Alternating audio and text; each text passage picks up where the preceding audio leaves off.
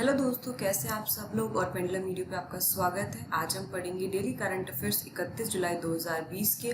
तो जल्दी से सेशन को ज्वाइन कर लीजिए और कोशिश करिए ज़्यादा से ज़्यादा लोगों को जोड़ने की, तभी पढ़ने में मज़ा भी आता है और जो सेशन होता है वो काफ़ी इंटरेक्टिव होता है। और जिन लोगों ने चैनल को सब्सक्राइब नहीं किया है, इसको सब्सक्राइब करें और बेल आइकन को ज़रूर दबाएं नोटिफिकेशन के लिए। डेली करंट अफेयर्स इंग्लिश में भी आते हैं, आप उसको भी देख सकते हैं। साथ ही जो आपकी वोकैब को इम्प्रूव करने के लिए द हिंदू वोकैब का रोज़ाना एक सेशन होता है, तो आप उसको भी जो है ज्वाइन कर सकते हैं। काफ़ी हेल्पफुल रहेगा आपके लिए। और अगर आपको हमारा टेलीग्राम चैनल और आप हमें हमारे टेलीग्राम चैनल पे भी ज्वाइन कर सकते हैं, वहाँ पे स्टडी मटेरियल अवेलेबल है आपके लिए। तो चलिए हम लोग शुरुआत करते हैं और देखते हैं क्या क्या न्यूज़ पढ़ेंगे आज हम। तो सबसे पहली न्यूज़ जो है वो कौन सी है। 30 जुलाई को मानव तस्करी के विरुद्ध विश्व दिवस मनाया जाता है। तो जो मानव तस्करी होती है, ह्यूमन ट्रैफिकिंग, उसके खतरे के बारे में जागरूकता बढ़ाने और पीड़ितों के मानव अधिकारों की रक्षा करने के लिए हर साल को 30 जुलाई को मानव तस्करी के विरुद्ध एक विश्व दिवस मनाया जाता है। World day against trafficking in persons 2020 की जो थीम है वो मानव तस्करी पर पहले रिस्पॉन्डर्स पर केंद्रित है। संयुक्त राष्ट्र महासभा ने 2013 में पहली बार 30 जुलाई को मानव तस्करी के विरुद्ध विश्व दिवस के रूप में नामित किया था और तभी से जो है इसको मनाया जाता है। संयुक्त राष्ट्र के ड्रग्स एंड क्राइम UNODC के अनुसार 2003 से दुनिया भर में तस्करी के 2 लाख से अधिक पीड़ितों का पता चला है। तो हम समझ सकते हैं कि कितना ह्यूमन ट्रैफिकिंग होता है और किस लेवल पे ये खतरा बढ़ रहा है। वैश्विक स्तर पर सरकारें तस्करी के शिकार व्यक्तियों का पता लगाने और उन्हें न्याय दिलाने के लिए प्रयासरत है। UN ने मानव तस्करी और समाज पर इसके प्रभावों के बारे में वैश्विक जागरूकता बढ़ाने के लिए द ब्लू हार्ट कैंपेन भी शुरू किया है, ताकि सरकारों, नागरिक समाज, कॉरपोरेट क्षेत्र और व्यक्तियों की भागीदारी को प्रोत्साहित कर इस अपराध को रोका जा सके। तो अगर आपसे पूछा जाए कि द ब्लू हार्ट कैंपेन जो है ये किससे संबंधित है, तो ये ह्यूमन ट्रैफिकिंग से संबंधित है। यानी कि ह्यूमन ट्रैफिकिंग के बारे में जो वैश्विक स्तर पर जो लोगों में जागरूकता पैदा करने के लिए ये शुरू किया गया था, ताकि जो सरकार है, जो नागरिक समाज है यानी कि सिविल सोसाइटी है, कॉरपोरेट सेक्टर है और जो और भी पार्टिसिपेटिंग पीपल हैं, उन सभी को जो है उनकी जो भागीदारी है उसको प्रोत्साहित किया जा सके इस चीज़ को रोकने के लिए। चलिए हम लोग इससे जुड़ा प्रश्न देख लेते हैं। मानव तस्करी के विरुद्ध विश्व दिवस किस दिन मनाया जाता है? 30 जुलाई, 20 जुलाई, 10 जुलाई या फिर 5 जुलाई? जल्दी से सही आंसर कमेंट करके बताइए, क्या होगा इसका सही आंसर, कब मनाया जाता है? जल्दी फटाफट से बताइए। तो इसका सही आंसर होगा ऑप्शन ए यानी कि 30 जुलाई। आगे बढ़ते हैं हम लोग। राष्ट्रीय शिक्षा नीति 2020 को केंद्रीय मंत्रिमंडल द्वारा स्वीकृति प्रदान की गई है। तो हाल ही में जो राष्ट्रीय शिक्षा नीति है 2020, तो जो हमारी पहले जो राष्ट्रीय शिक्षा नीति थी वो 34 साल पुरानी थी, ठीक है। और 34 साल में अगर हम जो एजुकेशन का स्तर देखें या फिर हम देखें कि क्या चेंजेस चाहिए एजुकेशन सेक्टर में, तो इतने वर्ष में काफ़ी बदलाव आ चुका है और उस बदलाव के चलते हमें चीज़ों को उसी के डायरेक्शन में एजुकेशन सेक्टर को हैंडल करने की ज़रूरत है। वहाँ पे जो भी चैलेंजेस हैं अभी भी जो रहते हैं उनको जो है हैंडल करने की आवश्यकता है। तो ये 34 साल जो पुरानी नीति है उसको रिप्लेस करेगी 2020 की जो नीति है। और ये जो राष्ट्रीय शिक्षा नीति है इसमें काफ़ी लोगों से इनपुट लिया गया था। 2016 में जो TSR सुब्रमण्यम ने जो रिपोर्ट दी थी अपनी नई शिक्षा नीति पे, और उसके बाद 2019 में के कस्तूरी रंगन की अध्यक्षता में जो समिति गठित की गई थी, उन्होंने जो अपनी रिपोर्ट प्रस्तुत की थी और जो ऑनलाइन से जितने भी सुझाव मिले उन सबको मिला के ये जो राष्ट्रीय शिक्षा नीति 2020 से फाइनली बनाई गई है। राष्ट्रीय शिक्षा नीति 2020 में निम्नलिखित बातों पर जोर दिया गया है। क्या क्या बातों पर जोर दिया गया है कि उच्च शिक्षा संस्थानों के लिए एकल विनियामक बनाना, उनको जो है जो उच्च शिक्षा संस्थान है उनके लिए एकल विनियामक बनाना है। साथ ही MPhil पाठ्यक्रम को समाप्त करना है। जो बोर्ड की परीक्षाएं हैं उनको ज़्यादा महत्व नहीं देना है और विश्वविद्यालय में प्रवेश के लिए संयुक्त प्रवेश परीक्षा का आयोजन करना है, यानी कि कॉमन एंट्रेंस एग्जाम का आयोजन करना है। तो जो ये राष्ट्रीय शिक्षा नीति है 2020 की, तो इस पे मैं सेपरेट वीडियो भी लेकर आऊंगी ताकि हम लोग डिटेल में इसको डिस्कस कर सके। काफी इम्पोर्टेंट है ये। साथ ही अब मानव संसाधन विकास मंत्रालय को शिक्षा मंत्रालय का नाम दिया जाएगा। ये तो मैं खुद ही काफी टाइम से सोचती थी कि जो मानव संसाधन विकास मंत्रालय है इसमें मतलब क्योंकि शिक्षा पे ज्यादा जोर रहता है तो इसका नाम कुछ एजुकेशन से रिलेटेड होना चाहिए था। चलो सुन ली उन्होंने मेरी तो ये शिक्षा मंत्रालय जो है अब इसको नाम रखा जाएगा। नई राष्ट्रीय शिक्षा नीति का जो उद्देश्य है वो है उच्च शिक्षा के क्षेत्र में सकल नामांकन दर को 2020-35 तक बढ़ाकर 50% करना है, क्योंकि 2018 में ये दर सिर्फ 26.3% थी और अब इस ग्रॉस एनरोलमेंट रेशियो यानी कि सकल नामांकन दर को 2035 तक 50% करना है। उच्च शिक्षा संस्थानों में कम से कम 3.5 करोड़ नई सीटें बढ़ाई जाएंगी। ठीक है, तो जो उच्च शिक्षण संस्थान है उसमें 3.5 करोड़ सीटों को बढ़ाया जाएगा। व्यापक आधार वाली बहुविषयक समग्र स्नातक शिक्षा का प्रावधान रहेगा, जिसमें पाठ्यक्रम लचीला होगा, रचनात्मक होगा और व्यावसायिक शिक्षा से समन्वित होगा। और साथ ही स्नातक की शिक्षा 3 या 4 साल की हो सकती है। इस पाठ्यक्रम में विभिन्न स्तरों पर प्रमाण पत्र और डिप्लोमा के साथ ही बाहर भी आया जा सकता है। तो जो मल्टीपल हर पॉइंट पर आपको एक एग्जिट का ऑप्शन दिया जाएगा, मल्टीपल एग्जिट आप कर सकते हैं। मान लीजिए कोई डिग्री 3 या 4 साल की है तो वहां पर अगर आप एग्जिट करते हैं तो आपको उतने साल का आपको डिग्री मिल जाएगा, आपको डिप्लोमा मिल जाएगा वहां तक का। काफी अच्छी चीज है ये। 5वीं कक्षा तक मातृभाषा या क्षेत्रीय भाषाएं शिक्षा का माध्यम होंगी। तो 5वीं कक्षा तक क्या है कि किसी पर भी कोई भी लैंग्वेज थोपी नहीं जाएगी बच्चे पर, तो जो उसकी मातृभाषा है या फिर जो क्षेत्रीय भाषा है उसमें उसको शिक्षा प्रदान की जाएगी। 6ठी कक्षा से बच्चों को व्यावसायिक शिक्षा भी दी जाएगी। जो वोकेशनल ट्रेनिंग है वो 6ठी कक्षा से बच्चों के लिए शुरू हो जाएगी। अगले 15 वर्षों में कॉलेजों को विश्वविद्यालय से संबद्ध करने की प्रणाली को चरणबद्ध तरीके से समाप्त कर दिया जाएगा। ठीक है, तो यहाँ पर काफी सारे इसमें पॉइंट्स हैं और इस पे सेपरेट वीडियो में मैं पूरा इसको डिटेल में डिस्कस करूंगी। चलिए आगे बढ़ते हैं हम लोग। प्रश्न देख लेते हैं। राष्ट्रीय शिक्षा नीति 2020 में निम्नलिखित में से किन बिंदुओं को समाहित किया गया है? उच्च शिक्षा संस्थाओं के लिए एकल विनियामक बनाना, एमफिल पाठ्यक्रम को समाप्त करना, विश्वविद्यालयों में प्रवेश के लिए संयुक्त प्रवेश परीक्षा का आयोजन, उपरोक्त सभी। फटाफट से बताइए क्या होगा इसका सही आंसर, जल्दी से बताइए। इसका सही आंसर होगा ऑप्शन डी यानी कि उपरोक्त सभी। आगे बढ़ते हैं हम लोग। इस वर्ष प्रधानमंत्री पुरस्कारों में नमामि गंगे परियोजना को भी शामिल किया गया है। तो जो पीएम अवार्ड फॉर एक्सीलेंस होते हैं, PM award for excellence in public administration, उसमें जो है पहली बार नमामि गंगे को शामिल किया गया है। ठीक है, और नमामि गंगे परियोजना को लोक प्रशासन के क्षेत्र में उत्कृष्ट प्रदर्शन के लिए प्रधानमंत्री पुरस्कारों में शामिल किया गया है। बात करें हम नमामि गंगे परियोजना की तो इसको 2014 में लॉन्च किया गया था। इस कार्यक्रम को national mission for clean Ganga और इसके राज्य समकक्ष संगठनों के द्वारा कार्यान्वित किया जा रहा है।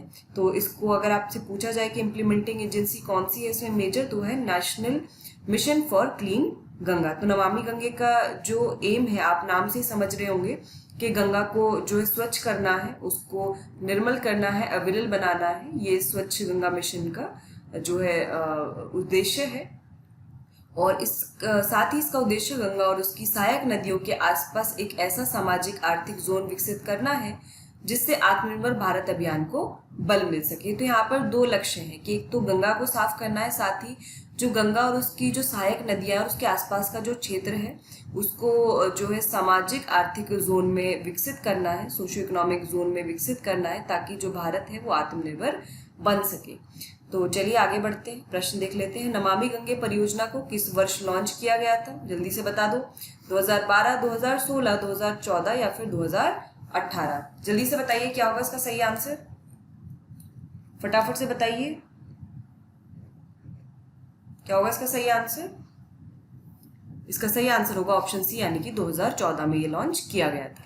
आगे बढ़ते हैं। ब्रजेंद्र नवनीत ने अपने पद के परिचय पत्र विश्व व्यापार संगठन के महानिदेशक रॉबर्ट एजेवेडो को प्रस्तुत किए गए हैं। तो अभी हमने कुछ दिन पहले न्यूज में पढ़ा था कि जो ब्रजेंद्र नवनीत हैं उनको विश्व व्यापार संगठन में भारत के नए राजदूत और स्थायी प्रतिनिधि के रूप में नियुक्त किया गया है। और अब जो है उन्होंने अपने पद के परिचय पत्र को विश्व व्यापार संगठन WTO के जो महानिदेशक हैं, डायरेक्टर जनरल हैं, जो कि है रॉबर्ट एजेवेडो, उनको प्रस्तुत किया है। विश्व व्यापार संगठन की हम बात करें तो एक अंतर सरकारी संगठन है जिसकी स्थापना 1995 में हुई थी। और ये जो विभिन्न राष्ट्रों के बीच अंतर्राष्ट्रीय व्यापार जो होता है उसको जो है ये नियमन करता है, इसकी ये उत्तरदायी है। ये ऐसा अकेला एक ऐसा संगठन है अंतर सरकारी जो राष्ट्रों के बीच में जो ट्रेड होता है उससे रिलेटेड जो है रेगुलेट करता है उस ट्रेड को। इसका जो मुख्यालय है वो जेनेवा स्विट्जरलैंड में है। और डायरेक्टर जनरल कौन है? रॉबर्ट एजेवेडो हैं। और साथ ही जो यहाँ पे मेंबर्स हैं WTO के जो मेंबर्स हैं वो कितने हैं? वो 164 हैं। ठीक है। और हाल ही में WTO से रिलेटेड एक और न्यूज़ थी कि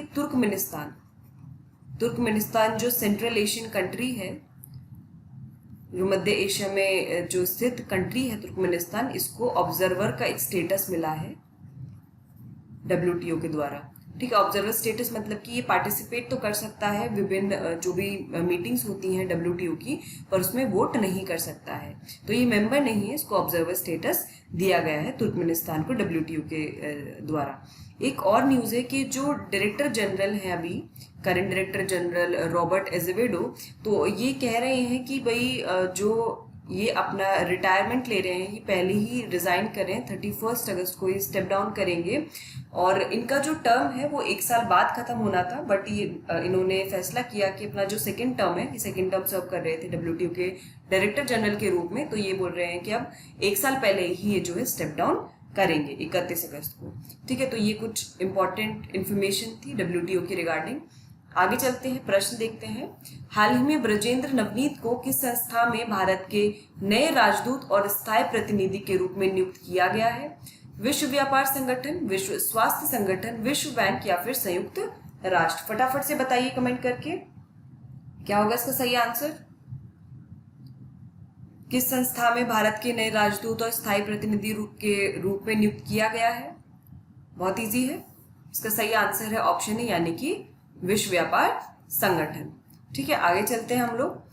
PFC और IIT कानपुर के मध्य स्मार्ट ग्रिड टेक्नोलॉजी के संबंध में समझौता किया गया है। तो हाल ही में IIT कानपुर और जो PFC यानी कि पावर फाइनेंस कॉर्पोरेशन लिमिटेड है, उसके बीच में एक एग्रीमेंट हुआ है। और ये एग्रीमेंट जो है वो स्मार्ट ग्रिड टेक्नोलॉजी से रिलेटेड है। इस समझौते का उद्देश्य IIT कानपुर को स्मार्ट ग्रिड टेक्नोलॉजी के बारे में अनुसंधान और विकास के लिए बुनियादी ढांचा तैयार करने में सहायता करना है। तो यहाँ पर PFC जो है इस समझौते में IIT कानपुर को 2,38,97,000 रुपए की वित्तीय सहायता देगा, जिससे जो IIT कानपुर है वो स्मार्ट ग्रिड टेक्नोलॉजी के लिए के अनुसंधान और विकास के लिए जो इंफ्रास्ट्रक्चर है उसको डेवलप करेगा। परियोजना के तहत IIT कानपुर 90 प्रतिभागियों को स्मार्ट ग्रिड टेक्नोलॉजी के बारे में प्रशिक्षण देगा, उनको ट्रेनिंग दी जाएगी। अब इनमें से जो 9 प्रतिभागी हैं उनको चुनकर उनको फेलोशिप दी जाएगी और उन्हें IIT कानपुर का स्टार्टअप नवसर्जन और इंक्यूबेशन सेंटर उद्यम शुरू करने के लिए प्रोत्साहन और मदद दी जाएगी। बेसिकली उनको जो स्टार्टअप की शुरुआत करने के लिए जो IIT कानपुर का स्टार्टअप नवसर्जन और इंक्यूबेशन सेंटर है वो जो है एंटरप्रेन्योरशिप के लिए उनको प्रोत्साहित करेगा। पावर फाइनेंस कॉर्पोरेशन की हम बात करें तो विद्युत मंत्रालय के अंतर्गत ये सार्वजनिक क्षेत्र का उपक्रम है। ये एक सेंट्रल PSU है और नाम से समझ में आ रहा होगा पावर फाइनेंस कॉर्पोरेशन है, तो किस मिनिस्ट्री के अंतर्गत आएगा? ये मिनिस्ट्री ऑफ पावर। ठीक है। उसके बाद इसकी जो स्थापना है वो 1986 में की गई थी और ये भारतीय विद्युत क्षेत्र की वित्तीय रीढ़ है। ये इंडिया का लीडिंग NBFC है। ठीक है, नॉन बैंकिंग फाइनेंशियल कंपनी। ये भारतीय विद्युत क्षेत्र की वित्तीय रीढ़ है, यानी कि जो भी पावर से रिलेटेड जो भी इन्वेस्टमेंट्स होते हैं, जो भी कह सकते हैं कि जो भी फाइनेंस से रिलेटेड चीज़ें होती हैं उसके लिए काफ़ी महत्वपूर्ण है। ये फाइनेंस करती है जितने भी पावर प्रोजेक्ट्स होते हैं उसके लिए। तो यहाँ पे हमने पावर फाइनेंस कॉर्पोरेशन के बारे में जाना। इससे पहले भी आपने पावर फाइनेंस कॉर्पोरेशन के बारे में कुछ पढ़ा था, अगर आपको याद होगा कि पावर फाइनेंस कॉर्पोरेशन ने ताज सेट्स क्या है, ये एशिया का one of the largest food company है एशिया की, ताज सेट्स। तो इन दोनों ने जो साथ में टाई अप किया था, और टाई अप क्यों किया था, ये किया था कि जो डॉक्टर्स हैं और जो अदर मेडिकल स्टाफ हैं जो भी कोविड-19 पेशेंट्स की देखभाल कर रहे हैं, उनको जो है हाइजीनिक और न्यूट्रिशियस फूड प्रोवाइड करने के लिए दोनों ने यहाँ पे टाई अप किया था। तो इसलिए भी ये पीएफसी पहले न्यूज में था। चलिए आगे बढ़ते हैं, प्रश्न देखते हैं। पावर फाइनेंस कॉर्पोरेशन के संबंध में क्या सही नहीं है, ध्यान से पढ़िए क्या लिखा है कि क्या सही नहीं है, आपको वो बताना है। विद्युत मंत्रालय के अंतर्गत सार्वजनिक क्षेत्र का यह एक उपक्रम है। इसे 1996 में स्थापित किया गया था। यह भारतीय विद्युत क्षेत्र की वित्तीय रीढ़ है। हाल ही में पावर फाइनेंस कॉर्पोरेशन और आईआईटी कानपुर के मध्य स्मार्ट ग्रिड टेक्नोलॉजी से संबंधित समझौते पर हस्ताक्षर किए गए हैं। तो फटाफट से बता दीजिए क्या होगा इसका सही आंसर। देखिए स्टेटमेंट्स वाले क्वेश्चन पूछे जाते हैं खासकर स्टेट पीसीएस एग्जाम में, तो आपके लिए प्रैक्टिस मैं करा रही हूँ। इस तरह के प्रश्न आप अटेम्प्ट करते रहिए। जल्दी से बताइए इसका सही आंसर। तो इसका सही आंसर होगा ऑप्शन बी, क्योंकि इसको 1996 में नहीं 1986 में स्थापित किया गया था। आगे बढ़ते हैं हम लोग। मानव संसाधन विकास मंत्री रमेश पोखरियाल निशंक ने डिजिटल शिक्षा 2020 पर एक रिपोर्ट प्रस्तुत की। तो हाल ही में जो मानव संसाधन विकास मंत्री है रमेश पोखरियाल निशंक, उन्होंने India report on digital education जो है उसको लॉन्च किया, और इस रिपोर्ट में राज्य और केंद्र शासित प्रदेशों के शिक्षा विभागों द्वारा घर पर बच्चों को सुलभ और समावेशी शिक्षा सुनिश्चित करने के लिए अपनाई गई नई विधियों के बारे में विस्तार से जानकारी दी गई है। मंत्रालय के द्वारा शिक्षकों, विद्वानों और छात्रों को सीखने में मदद करने के लिए नई परियोजनाओं की शुरुआत की गई है, जैसे कि दीक्षा प्लेटफॉर्म, स्वयं Prabha TV channel, on AI शिक्षा वाणी और ई पाठशाला इत्यादि। तो इन सब का इसमें जिक्र है इस रिपोर्ट में। ये जो भी स्कीम स्टार्ट की गई है डिजिटल एजुकेशन के लिए गवर्नमेंट के द्वारा, तो इसमें हम थोड़ा थोड़ा कुछ जान लेते हैं। जैसे जो दीक्षा स्कीम है, इसकी फुल फॉर्म है digital infrastructure for knowledge sharing. जो दीक्षा है, यहाँ पर लिख लेते हैं, दीक्षा जो है तो ये 2017 में लॉन्च किया गया था, और इसको जो है वेब पोर्टल से भी जो है एक्सेस किया जा सकता है और ये मोबाइल ऐप से भी किया जा सकता है। मैंने खुद इसका मोबाइल ऐप डाउनलोड किया है, काफ़ी अच्छा है। उसमें क्लास 1 to 12 तक की सारी जो भी स्कूल एजुकेशन से रिलेटेड जो भी बुक्स वगैरह हैं, जो भी स्टडी मटेरियल है, सब वहाँ पर अवेलेबल है। इनफैक्ट स्टूडेंट्स के लिए नहीं, टीचर्स के लिए भी है, और अन्य अगर कोई देखना चाहता है तो वो भी वहाँ पर देख सकता है। एक बार आप उसको डाउनलोड करके ज़रूर देखिए, काफ़ी अच्छा है वो। और इसमें जो है दीक्षा प्लेटफॉर्म का जो पर्पस है, यहाँ पर पर्पस ये है कि वन नेशन, ये वन डिजिटल प्लेटफॉर्म, ये इसका जो एम है वो है कि वन नेशन, एक राष्ट्र एक डिजिटल प्लेटफॉर्म को स्थापित करना, किसके लिए, स्कूल की शिक्षा के लिए, फॉर स्कूल एजुकेशन। ये इसका पर्पस है, फॉर स्कूल एजुकेशन। ठीक है, फिर हम बात करते हैं स्वयं प्रभा की। तो स्वयं प्रभा की, जैसे मैंने बताया था पहले भी, स्वयं प्रभा टीवी चैनल है, इसमें 32 डीटीएच चैनल शामिल हैं। तो इसमें अलग अलग क्लासेस के लिए जो अलग अलग चैनल्स हैं, क्योंकि ये सबसे महत्वपूर्ण इसलिए हो जाता है क्योंकि हर जगह पर तो इंटरनेट अवेलेबल होता नहीं है। तो वो लोग बच्चे जो भी पढ़ना चाहते हैं वो डीटीएच चैनल के माध्यम से जो है वहाँ उन तक पढ़ाई को सुनिश्चित किया जाएगा, पढ़ाई की पहुँच को। और इसमें जो है हर क्लास के लिए अलग से, मतलब स्कूल एजुकेशन के लिए अलग से चैनल्स हैं और हायर एजुकेशन के लिए अलग से चैनल्स हैं। और इसमें जो है सरकार ने टाटा स्काई और एयरटेल जैसे डीटीएच ऑपरेटर के साथ भी टाई अप किया है। ठीक है, इसके बाद हम बात करें ऑन एआईआर की, कि ऑन एआईआर शिक्षा वाणी की। तो इसमें रेडियो ब्रॉडकास्टिंग के माध्यम से बच्चे जो रिमोट एरियाज में रहते हैं, मान लीजिए कुछ ऐसी भी जगह होंगी जहाँ पर टीवी भी नहीं अवेलेबल होगा, तो उन बच्चों के लिए ऑन एआईआर के थ्रू, रेडियो ब्रॉडकास्टिंग के थ्रू बच्चों तक जो है पहुँचाया जा रहा है। इसमें स्पेशली जो 1 से 5 तक, 1 to 5 तक की जो क्लासेस हैं उनके लिए इसमें जो है स्टडी मटेरियल जो है प्रोवाइड किया जा रहा है। इसमें 289 कम्युनिटी रेडियो स्टेशंस जो है वो ब्रॉडकास्ट करती हैं। वो NIOS जो ओपन स्कूलिंग के लिए जो कंटेंट है जो ग्रेड 9 to 12 के लिए है उसके लिए वो करती है। साथ ही में एक पॉडकास्ट आता है शिक्षा वाणी, ये सीबीएसई का पॉडकास्ट है, ये आता है। ठीक है, तो इसमें क्या करते हैं, इसमें जो है लर्नर्स यानी कि 9 से 12 तक और बाकी सब्जेक्ट्स के लिए भी कंटेंट रहता है, ऑडियो कंटेंट 11 क्लास 1 से लेकर 12 तक। मैं कहूँगी कि इसमें पूरा क्लास 1 to 12 तक के लिए यहाँ पे शिक्षा वाणी में जो पॉडकास्ट आता है इसमें पूरा सारे जो ऑडियो कंटेंट है सब सब्जेक्ट के लिए अवेलेबल है। ठीक है, और साथ ही में जो डिफरेंटली एबल्ड बच्चे हैं उनके लिए एक डीटीएच चैनल जो है वो डेडिकेट किया गया है, जिसमें साइन लैंग्वेज के द्वारा उनको समझाया जाता है। साथ ही आपने देखा होगा ई पाठशाला, जहाँ से आपने देखा होगा आप ई पाठशाला, यहाँ से आप जितनी भी एनसीईआरटी बुक्स हैं आप उनको फ्रीली डाउनलोड कर सकते हैं। तो ये भी एक डिजिटल एजुकेशन के लिए जो है सरकार की पहल है, ई टेक्स्ट बुक, और ये काफ़ी पहले ही लॉन्च कर दिया गया था ई पाठशाला। इसको भी आप वेब से भी एक्सेस कर सकते हैं और आप इसको मोबाइल ऐप पे भी एक्सेस कर सकते हैं। ठीक है, इसमें 600 डिजिटल बुक से भी ज़्यादा है, बहुत सारी एनसीईआरटी अवेलेबल है, वीडियो कंटेंट भी है इसमें, ऑडियो कंटेंट भी है। और इसके अलावा जो सरकार ने अभी मैं कहूँगी मई 2020 में, ठीक है, अभी 17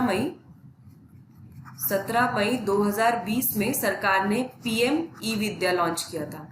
ये पीएम ई विद्या इनिशिएटिव क्या है कि जो भी डिजिटल एजुकेशन के लिए जो भी सरकार के द्वारा जो भी प्रयास किए जा रहे हैं, जो भी इनिशिएटिव्स लॉन्च किए जा रहे हैं, जो भी स्कीम्स या प्लेटफॉर्म लॉन्च किए जा रहे हैं, उन सबको एक जगह पर लेकर आना, ये पीएम ई विद्या का एम है। तो इस 17 मई 2020 को पीएम ई विद्या लॉन्च किया गया था। ठीक है, यहाँ पर बेसिकली ये कि सबको जो मल्टी मोड एक्सेस होना चाहिए एजुकेशन का, ठीक है, चाहे वो डिजिटल माध्यम से हो, चाहे ऑनलाइन हो, चाहे ऑन एआईआर एजुकेशन के द्वारा हो, वो सभी।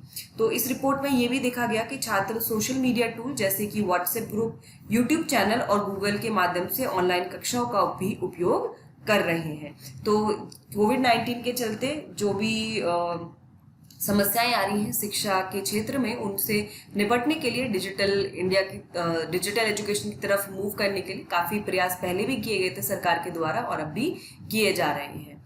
चलिए आगे बढ़ते हैं हम लोग। भारत और जिम्बाब्वे के मध्य पारंपरिक चिकित्सा प्रणालियों और होम्योपैथी के क्षेत्र में सहयोग पर सहमति। तो हाल ही में जो भारत और जिम्बाब्वे के मध्य पारंपरिक चिकित्सा प्रणाली और होम्योपैथी के क्षेत्र में सहमति बनी है, और इसने ये जो सहमति है, जो ये एमओयू साइन हुआ है, इसको केंद्रीय मंत्रिमंडल ने मंजूरी दे दी है। ये जो एमओयू था ये 3 नवंबर 2018 में हस्ताक्षर इस पर किए गए थे और अब फाइनली इसको केंद्रीय मंत्रिमंडल की मंजूरी दे दी गई है। तो ये किस पर बेस्ड है? मध्य पारंपरिक जो ये है भारत और जिम्बाब्वे के बीच में जो ये एमओयू साइन हुआ है, ये पारंपरिक चिकित्सा और प्रणालियां और होम्योपैथी के क्षेत्र में सहयोग पर। तो ये जो साइन हुआ है एमओयू, ये पारंपरिक चिकित्सा प्रणाली और होम्योपैथी के क्षेत्र में जो है सहयोग के लिए साइन हुआ है। जिम्बाब्वे की हम बात करें तो दक्षिण अफ्रीका में एक लैंडलॉक देश है। यहाँ पे आप लोकेशन देख लीजिए जिम्बाब्वे की। ये चारों तरफ जो है लैंड से घिरा हुआ है, इधर जाम्बिया है, इधर मोजाम्बिक है, इधर बोत्सवाना है। ठीक है, तो ये लैंडलॉक कंट्री है। कहाँ पर है ये? अफ्रीका में लोकेटेड है। इसकी राजधानी हरारे है और इसकी जो मुद्रा है वो है यूनाइटेड स्टेट्स डॉलर।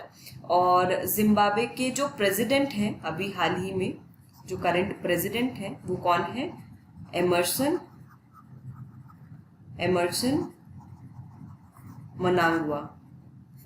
मनांगवा जो है वो यहाँ पर हाल ही में प्रेसिडेंट है जिम्बाब्वे के। चलिए आगे बढ़ते हैं हम लोग, प्रश्न देख लेते हैं। इनमें से कौन सा कथन सत्य है? हाल ही में भारत और जिम्बाब्वे के मध्य पारंपरिक चिकित्सा प्रणालियों और होम्योपैथी के क्षेत्र में सहयोग पर सहमति बनी है। यह उत्तरी अफ्रीका में एक लैंडलॉक देश है। केवल दो, एक और दो, दोनों, इनमें से कोई भी नहीं। जल्दी से बताइए कौन सा कथन सत्य है? इसका सही आंसर होगा ऑप्शन ए, क्योंकि केवल एक स्टेटमेंट सही है। दूसरी क्यों गलत है? क्योंकि लैंडलॉक देश तो है परंतु ये उत्तरी अफ्रीका में नहीं है, दक्षिणी अफ्रीका में लोकेटेड है। ठीक है, चलिए आगे बढ़ते हैं हम लोग। कर्नाटक के मुख्यमंत्री बीएस येदियुरप्पा ने इलेक्ट्रॉनिक सिटी बेंगलुरु में लाइफ साइंसेज पार्क की आधारशिला रखी है। इस पार्क का पहला चरण सार्वजनिक निजी भागीदारी मॉडल के आधार पर दिसंबर 2022 तक पूरा होने की उम्मीद है। दुनिया के सर्वश्रेष्ठ जैव प्रौद्योगिकी बुनियादी ढांचे से लैस लाइफ साइंसेज पार्क में 50,000 से अधिक रोजगार पैदा करने की क्षमता है। साथ ही यहाँ 150 से अधिक कंपनियों का घर होने का अनुमान भी है। एशिया के जैव प्रौद्योगिकी क्षेत्र में कर्नाटक की 9% बाजार हिस्सेदारी है। तो एशिया में जो भी जैव प्रौद्योगिकी क्षेत्र है उसमें जो कर्नाटक की हिस्सेदारी है मार्केट में वो 9% है, जबकि भारत की टोटल 35% है। 35% के लगभग जो है भारत की भागीदारी है यहाँ पर। ठीक है, कहाँ पर? एशिया की जैव प्रौद्योगिकी क्षेत्र का जो बाजार है उसमें। आगे बढ़ते हम लोग प्रश्न देखते हैं। हाल ही में लाइफ साइंसेज पार्क की आधारशिला कहाँ रखी गई है? दिल्ली, बेंगलुरु, मुंबई या फिर चेन्नई? फटाफट से बताइए, बहुत इजी क्वेश्चन है। कहाँ पे रखी गई है आधारशिला? इसका सही आंसर है ऑप्शन बी यानी कि बेंगलुरु। आगे बढ़ते हैं हम लोग। मिजोरम में ग्रीन एजी प्रोजेक्ट लॉन्च किया गया है। तो हाल ही में मिजोरम के जो कृषि मंत्री हैं श्री लालरिनसांगा, उन्होंने राज्य में ग्रीन एजी प्रोजेक्ट को लॉन्च किया है। तो आप नाम से ही समझ सकते हैं green AG for agriculture, green यानी कि हरित। तो हरित एग्रीकल्चर यानी कि एग्रीकल्चर को इस तरह से परिवर्तित करना, सस्टेनेबल उसका परिवर्तन करना कि जो करंट में जो चीजें चल रही हैं तो उससे उसको नुकसान ना हो। बेसिकली जो हमारी फूड सिक्योरिटी है, जो खाद्य सुरक्षा है हमारी, उस पर असर नहीं आना चाहिए। और अगर आपको सस्टेनेबल ट्रांसफॉर्मेशन करना है कृषि का तो वो आप कर सकते हैं। तो इस परियोजना का उद्देश्य देश की खाद्य सुरक्षा से समझौता किए बिना कृषि के सतत परिवर्तन को प्रोत्साहित करना है। यह परियोजना पश्चिम मिजोरम ममित जिले में डंपा टाइगर रिजर्व और 30 गांवों को कवर करते हुए राज्य के दक्षिणी हिस्से में लुंगलेई जिले में थोरंगटलंग वन्यजीव अभयारण्य में लागू की जाएगी। तो देखिए यहाँ पर दो हमने चीजें देखी। एक तो डंपा टाइगर रिजर्व, ठीक है, ये कहाँ पर है? ये मिजोरम में है, ये आप याद रखिए। दूसरा थोरंगटलंग वन्य जीव अभयारण्य जो है ये कभी कहाँ पर स्थित है? ये भी मिजोरम में स्थित है। ठीक है, तो इसीलिए इसको भी आप याद रखिए, क्योंकि नेशनल पार्क, टाइगर रिजर्व कहाँ कहाँ पर लोकेटेड है उससे प्रश्न पूछ लिए जाते हैं। और मिजोरम उन 5 राज्यों में शामिल है जहां ग्रीन एजी प्रोजेक्ट चलाया जा रहा है। तो मिजोरम के अलावा कहाँ कहाँ पर ये चलाया जा रहा है प्रोजेक्ट? मध्य प्रदेश में, ओडिशा में, राजस्थान में और उत्तराखंड में। ध्यान से पढ़िए, मध्य प्रदेश, उड़ीसा, राजस्थान, उत्तराखंड और मिजोरम में ये जो ग्रीन एजी प्रोजेक्ट है ये चलाया जा रहा है। ये इस प्रोजेक्ट को वैश्विक पर्यावरण सुविधा द्वारा वित्त पोषित किया जाता है, जबकि कृषि सहयोग और किसान कल्याण विभाग इसकी राष्ट्रीय निष्पादन एजेंसी है। तो ये किसका प्रोजेक्ट है? वैश्विक पर्यावरण सुविधा यानी कि ग्लोबल एनवायरनमेंट फैसिलिटी जो है, ठीक है, उसका जो है उसके द्वारा ये वित्त पोषित किया जाता है, फाइनेंस किया जाता है। लेकिन राष्ट्रीय लेवल पे अगर हम बात करें तो इसको जो है कृषि सहयोग और किसान कल्याण विभाग द्वारा इसका निष्पादन किया जाएगा। यह परियोजना भारतीय कृषि में जैव विविधता, जलवायु परिवर्तन और स्थायी भूमि प्रबंधन उद्देश्यों और प्रथाओं को एकीकृत करती है। इन सभी राज्यों में यह पायलट परियोजना 31 मार्च 2026 तक समाप्त हो जाएगी। तो इसकी जो कह सकते हैं कि ये जो प्रोजेक्ट है इसकी डेडलाइन क्या है, मतलब कब तक ये जो है चलेगा? 31 मार्च 2026 तक पायलट परियोजना के तौर पर ये चलाया जा रहा है। और इस परियोजना में भारतीय कृषि में जैव विविधता, जलवायु परिवर्तन और स्थायी भूमि प्रबंधन उद्देश्यों और प्रथाओं को एकीकृत करती है। आगे हम चलते हैं, प्रश्न देखते हैं। ग्रीन एजी प्रोजेक्ट वर्तमान में किस राज्य में नहीं चल रहा है? ध्यान से पढ़िए, पूछा जा रहा है किस राज्य में नहीं चल रहा है? मध्य प्रदेश, ओडिशा, राजस्थान या फिर बिहार? फटाफट से सही आंसर कमेंट करके बताइए, क्या होगा इसका सही आंसर? कहाँ कहाँ पे ये नहीं चल रहा है, जल्दी से बताइए। इसका सही आंसर होगा ऑप्शन डी यानी कि बिहार। आगे बढ़ते हैं हम लोग। अमेरिका में एस्ट्रोजेन परियोजना प्रारंभ की गई है। तो जो एस्ट्रोजेन परियोजना है इसको अमेरिकन एस्ट्रोनॉमिकल सोसाइटी और उसके ऐतिहासिक खगोल विज्ञान प्रभाग द्वारा शुरू किया गया है, लॉन्च किया गया है। ये शिक्षाविदों के लिए एक वंशावली परियोजना है, विशेषकर उनके लिए जिसने एस्ट्रोनॉमी से संबंधित शोधों पर डॉक्टरेट अर्जित किया है। परियोजना उन शिक्षाविदों को उनके पूर्वजों का पता लगाने की अनुमति देती है। हालांकि शैक्षणिक वंशावली में एक व्यक्ति के माता पिता उनके थीसिस सलाहकार ही होते हैं। इसके लिए प्रयुक्त डेटाबेस जो है 33,000 से अधिक खगोलविदों, उनके सलाहकारों और विश्वविद्यालयों और उनके शोध प्रबंधों के लिंक के बारे में जानकारी प्रदान करता है। तो ये जो परियोजना है ये है एस्ट्रोजेन परियोजना। ठीक है, ये अमेरिका में शुरू हुई है और इसका जो उद्देश्य है वो ये है कि जो शिक्षाविद हैं वो उनके लिए एक वंशावली परियोजना है, वो इसका प्रयोग कर कर जो अपने पूर्वज हैं उनका पता लगा सकते हैं। आगे बढ़ते हैं हम लोग, प्रश्न देखते हैं। हाल ही में एस्ट्रोजन परियोजना किस देश की एस्ट्रोनॉमिकल सोसाइटी द्वारा शुरू की गई है? ब्रिटेन, भारत, फ्रांस या फिर अमेरिका? जल्दी से बताइए कमेंट करके। गाइस कमेंट करते रहिए, वीडियो को लाइक करिए, शेयर करिए, चैनल को सब्सक्राइब करिए। इसका सही आंसर होगा ऑप्शन डी यानी कि अमेरिका। आगे बढ़ते हैं हम लोग। एनटीपीसी सीमाद्री संयंत्र रेल साइकिल का विकास किया है। हाल ही में विशाखापत्तनम के पास एनटीपीसी सीमाद्री संयंत्र ने एक रेल साइकिल विकसित की है। यहाँ पर आप देख सकते हैं इस तरह का ये एक अपना पहला मॉडल है। इसके द्वारा वर्षा के दौरान आपातकालीन स्थानों तक आसानी से पहुंचा जा सकता है। रेल साइकिल एक हल्के वजन की संरचना है। ये कोविड-19 के कारण बंद सेक्शन या कम ट्रैफिक वाले ट्रैक पर गश्त के लिए उपयोग होगी। एनटीपीसी लिमिटेड की हम बात करें तो विद्युत मंत्रालय के अंतर्गत एक केंद्रीय सार्वजनिक उपक्रम है। यह भारत की सबसे बड़ी बिजली उत्पादन कंपनी है। कंपनी की स्थापना 7 नवंबर 1975 को की गई थी और हाल ही में एनटीपीसी एक और वजह से न्यूज में था। जल्दी से बताइए किस वजह से न्यूज में था एनटीपीसी? तो एनटीपीसी को जो है यहाँ पर हाल ही में जुलाई में ही 13 जुलाई को जो है एनटीपीसी को अवार्ड दिया गया था। किसके लिए? CIIT ITC जो सस्टेनेबिलिटी अवार्ड है, सस्टेनेबिलिटी अवार्ड 2019 ये दिया गया था एनटीपीसी को। और ये क्यों दिया गया था? क्योंकि उसने आउटस्टैंडिंग परफॉर्मेंस दिया इन कॉर्पोरेट एक्सीलेंस कैटेगरी और उनको जो है एनटीपीसी को इस चीज़ के लिए भी तारीफ मिली थी कि उन्होंने काफ़ी जो है CSR में काफ़ी अच्छा कंट्रीब्यूट किया है। तो इसलिए भी जो एनटीपीसी न्यूज़ में था। तो कौन सा अवार्ड है वो? CII ITC sustainability award 2019। ठीक है, ये जो है एनटीपीसी को प्रदान किया गया था। आगे चलते हैं हम लोग, प्रश्न देख लेते हैं। हाल ही में रेल साइकिल का विकास किस संस्था ने किया है? DRDO, भारतीय प्रौद्योगिकी संस्थान, एनटीपीसी या फिर इसरो? फटाफट से सही आंसर बताइए, क्या होगा इसका सही आंसर? इसका सही आंसर होगा ऑप्शन सी यानी कि एनटीपीसी। आगे बढ़ते हैं हम लोग। केंद्र सरकार द्वारा भारत में बाघों, सह शिकारियों और शिकार की स्थिति पर नवीनतम रिपोर्ट जारी की गई है। इस रिपोर्ट में कहा गया है कि नागार्जुन सागर श्रीशैलम टाइगर रिजर्व में बाघों के लिए शिकार बहुत कम है। अतः रिजर्व फॉरेस्ट में बाघों की आबादी के स्वास्थ्य और विकास के लिए शिकार की आबादी पर ध्यान केंद्रित करना आवश्यक है।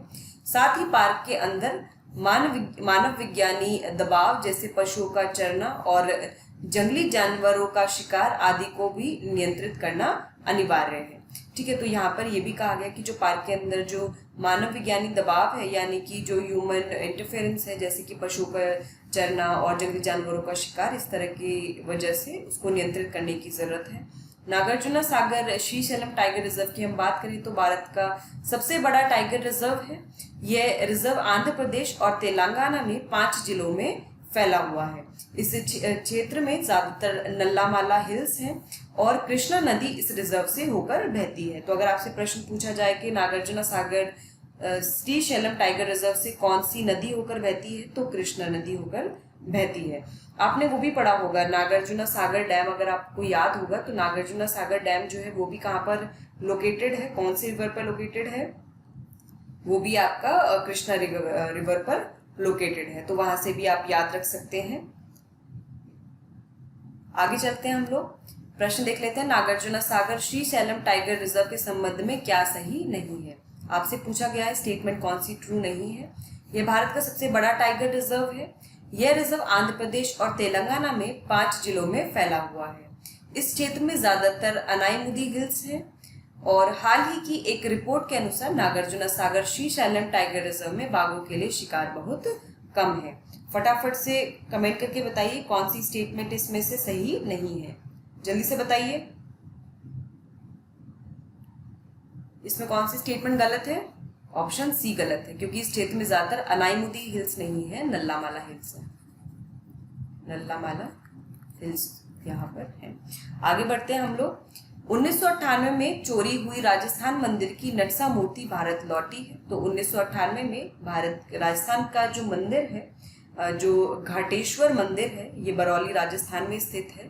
तो वहां से इस मूर्ति को चोरी किया गया था और संदिग्ध चोरों ने इसको चोरी करके नकली मूर्ति से बदल दिया था और देश के बाहर इसको बेच दिया था। आखिरकार लंदन के एक कलेक्टर जे कास्मिन, जिन्हें 2030 में मूर्ति मिली थी, उन्होंने उस समय इसे भारतीय उच्चायोग को सौंप दिया था। तो अभी तक ये जो भारतीय उच्चायोग लंदन है वहां पर थी और अभी वापस भारत लौट आई है। नटसा मूर्ति की हम बात करें तो इसकी 4 फीट की ऊंचाई है और यह एक सुंदर शिव की प्रतिमा है। आप यहाँ फिगर में देख सकते हैं, ये जो है नटसा मूर्ति है, इसमें जो शिव है उनकी सुंदर एक प्रतिमा है और इसमें दाहिनी पैर के पीछे नंदी का एक सुंदर चित्रण दिखाया गया है। तो यहाँ पर आप देख सकते हैं ये नंदी का चित्रण है। यहाँ पर ध्यान से देखिए, इसे दुर्लभ सैंडस्टोन से 9वीं शताब्दी में बनाया गया था, जो बहुत ही रेयर सैंडस्टोन था, 9वीं शताब्दी में उससे बनाया गया था इसको। यह प्रतिहार शैली में बनी एक दुर्लभ मूर्ति है। मूल रूप से ये काटेश्वर मंदिर बरौली राजस्थान में से इसका संबंध है।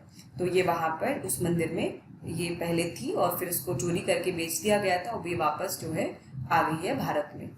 तो आगे बढ़ते हैं हम लोग। वैसे अगर आप इसको याद करना है तो आप इससे भी याद कर सकते हैं, जो नटराज मूर्ति है, नटराज मूर्ति है वो किसकी है? वो भी भगवान शिव की है, ठीक है। उनको समर्पित है नटराज मूर्ति और नट से ही आप याद कर सकते हैं नटसा मूर्ति, तो ये भी किसकी है? शिव की प्रतिमा है। आगे चलते हैं हम लोग, प्रश्न देख लेते हैं। हाल ही में 1998 में चोरी हुई राजस्थान मंदिर की नटसा मूर्ति भारत लौट आई है। यह किस देवता की मूर्ति है? विष्णु, शिव, ब्रह्मा, इनमें से कोई भी नहीं। अब तो याद हो गया होगा, फटाफट से बता दो क्या होगा इसका सही आंसर। इसका सही आंसर होगा ऑप्शन बी, यानी कि शिव। तो फ्रेंड्स, हमने यहाँ पर जो डेली करंट अफेयर्स 31 जुलाई के वो पढ़ लिए हैं, साथ ही उससे जुड़े अहम प्रश्न भी देख लिए हैं। मैं उम्मीद करती हूँ आप रोजाना डेली करंट अफेयर्स फॉलो कर रहे होंगे। इस वीडियो को लाइक करिए, शेयर करिए और यूं ही हमारे साथ जुड़े रहिए और फिर मिलते हैं। All the best, thank you so much.